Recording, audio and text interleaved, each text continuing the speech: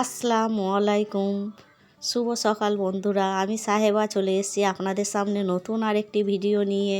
তো মেয়েদের কত কাজ থাকে, ঘুম থেকে উঠতে উঠতেই কাজ চালু হয় আর ঘুমানোর আগে পর্যন্ত শেষ হয়।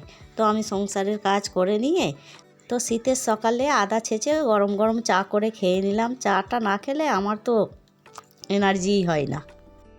তো বন্ধুরা, আজকে সকালে নাস্তায় কিছু ছিল না, তো আমি বাজার করতে গেলাম। বাজার করে আসার সময় ডালপুরি কিনে নিয়ে চলে এসেছি। কী বাজার করেছি দেখুন আপনারা। তো ডালপুরিটা খাওয়া হয়ে গেছিলো, আমি ভিডিও করতে ভুলে গেছি, আর সবসময় মনেও থাকে না ভিডিও করার কথা। তো তড়িঘড়ি করে রান্না করতে শুরু করে দিচ্ছি। তো আজকের মেনুতে আমি কি রান্না করছি: গরম গরম ভাত, ভোলা মাছের ঝাল, মেথি শাক আলু বড়ি দিয়ে ভাজা, আর টমেটোর আলুর তরকারি, আর মুরগির মাংস কষা। ছেলে মেয়েরা ওর বাবার হাতে মাংস রান্না খেতে ভালোবাসে, আমারও মন চায় মাঝে মাঝে, উনি ভালোই রান্না করে। তো আজকে মুরগির মাংস কষাটা উনিই করছে। রেসিপিগুলো কিভাবে করছি আজকে আর বলছি না, আপনারা দেখতে থাকুন। আপনারা কি মেথি শাক খেতে ভালোবাসেন আমাদের মতো? আমরা তো আলু দিয়ে বড়ি দিয়ে মেথি শাক ভাজা খেতে ভালোবাসি, আবার বেগুন দিয়েও ভালোবাসি। তো আপনারা কিভাবে খেতে ভালোবাসেন আমাকে কমেন্ট করে জানাবেন।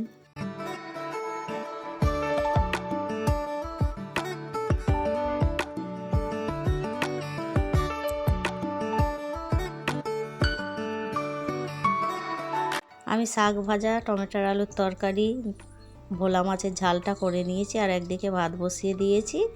আর ওর আব্বা মাংস রান্নাটা বসাচ্ছে। কিভাবে বসাচ্ছে দেখুন আপনারা।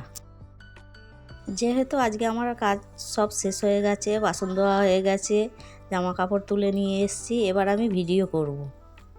তো দেখুন আমার নাতি আচার খাচ্ছে, আর ওর নানু মাংসটা চাপাচ্ছে। কিভাবে চাপাচ্ছে আপনারা দেখতে থাকুন। ও আবার মামার মতো একটু মাংস খেতে ভালোবাসে, তো মাংসটা কষা হয়েছে, তো ওকে আবার একটু তুলে দিয়েছে, ও মাংসটা বসে বসে খাচ্ছে আর বলছে সেই স্বাদ হয়েছে।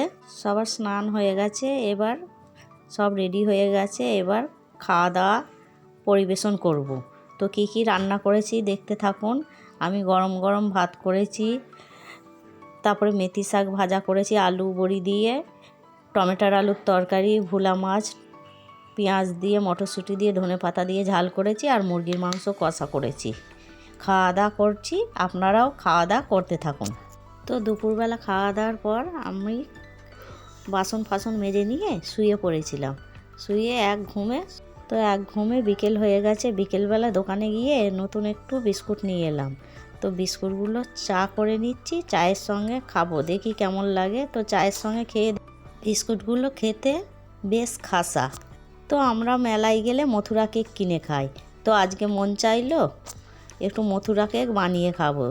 মেলা থেকে কিনে খেতে গেলে 10 টাকা করে 15 টাকা করে লাগে। তো ওর জন্য আমরা বাড়িতে বানাচ্ছি মথুরা কেক। কীভাবে বানাচ্ছি আপনারা দেখুন।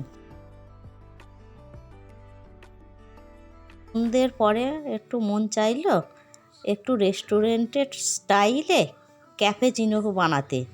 তো ক্যাপেচিনো বানিয়ে নিচ্ছি। এইটা রেস্টুরেন্টে নেয় 80 টাকা। তো আমরা কিভাবে বাড়িতে বানিয়ে খাচ্ছি দেখুন। এখন আর কোনো কিছুই বানানো অসম্ভব নয়, সবই ইউটিউবে দেখিয়ে দিচ্ছে। তো ইউটিউব দেখে আমরা আজকে বানাচ্ছি বাড়িতে ক্যাপেচিনো। এই করে সন্ধেবেলাটা টিভি দেখে আর স্ন্যাক্স খেয়ে সন্ধেবেলাটা কাটালাম। আর আমার দাদু ভাইয়ের সঙ্গে সময় কেটে যায়, কিভাবে সময়টা কেটে যায় আমি বুঝতেই পারি না। তো রাতে আবার কি বানাচ্ছি, রুটি বানিয়ে নিচ্ছি। তো গরম গরম রুটি করে নিলাম, ডিম ভাজা আর সুজির হালুয়া করেছি। এই দিয়ে রাতের খাবারটা জমে গেল। তো বন্ধুরা, আজকের ভিডিওটা আমি এখানেই শেষ করছি। চলে আসবো আপনাদের সামনে আরেকটি নতুন ভিডিও নিয়ে আগামীকাল। আপনারা ভালো থাকবেন, সুস্থ থাকবেন, আমার পাশে থাকবেন। আমার ভিডিও দেখে লাইক, কমেন্ট, সাবস্ক্রাইব করতে ভুলবেন না যেন। আল্লাহ হাফেজ।